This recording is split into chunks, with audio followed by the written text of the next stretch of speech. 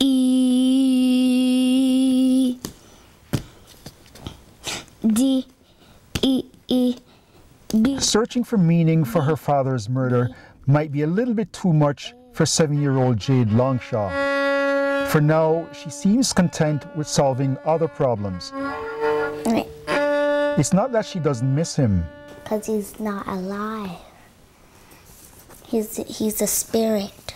But for the time being, she's leaving the business of getting answers to her grandmother, Charlene Hunte. Andrew had got murdered May 4th. Her oldest child, Andrew Hunt Longshaw, was gunned down in 2008, just 5 weeks shy of his 23rd birthday. According to Charlene, he had gone to a bar that night, and when he left, his friends said he got into a fight with a man he knew at Mackay and the Maisonneuve, downtown Montreal. All they heard was a bang. Andrew was shot in the chest. Hours later, he was pronounced dead in hospital. It's bad enough that she now had to bury a son, but the experience wasn't totally strange to her. I lost my 2-year-old son to open heart surgery.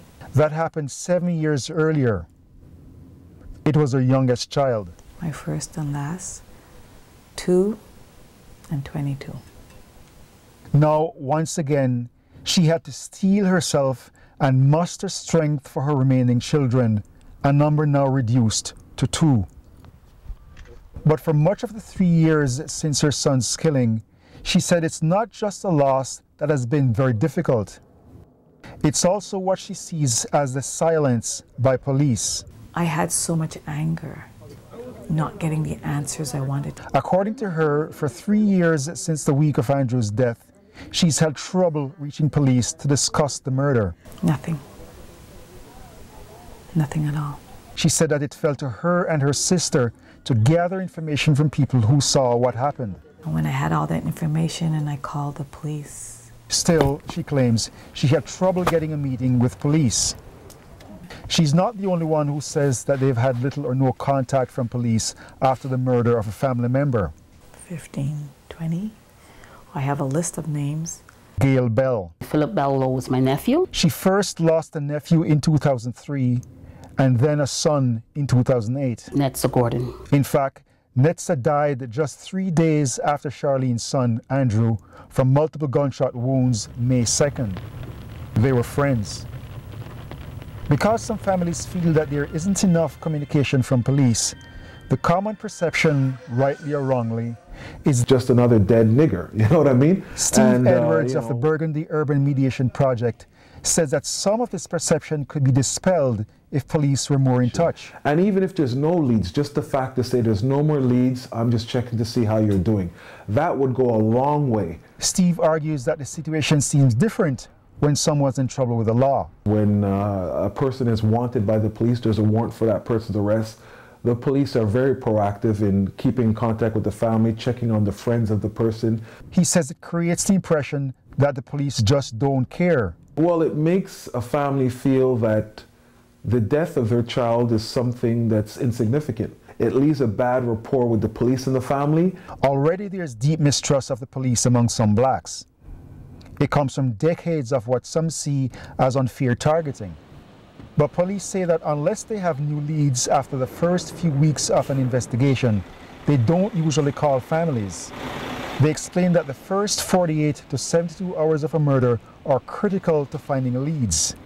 If nothing turns up in the first few weeks, the case loses priority. After 2 years without leads, the case is classified as a cold case. Under those circumstances, there is a number that families can call. Steve isn't satisfied with the explanation. He says that Charlene, for example, should have been given that information when she called. It also doesn't explain why some of her calls to police were never returned. Andrew, a.k.a. Rambo. To help get answers, Charlene says that she approached Steve to help create a group. They need some type of entity that can ask questions on their behalf. It is to be called Mothers Against Violence, MAV, and the plan is to have it up and running in the coming weeks. They want to tackle a range of issues with this group. Whether the kids are being targeted, racial profiled, or whether their kids have been murdered, whatever the situation is, for them to have a system to give them support. Steve says the situation with the police and the community is improving. Hopefully time will heal all wounds. In fact, he credits Commander Jean-Ernest Celestin from Station 15 for helping Charlene in recent weeks. He's the person who's been trying to call the investigator. That finally led to a meeting between Charlene and detectives last week. For now, Charlene tries to be there for her 2 sons and Jade, who she's in the process of adopting. She says she is grateful to Andrew's friends. They've been there for Jade. It's partly through their help that Jade is now taking cello lessons, giving her more pleasant things to worry about.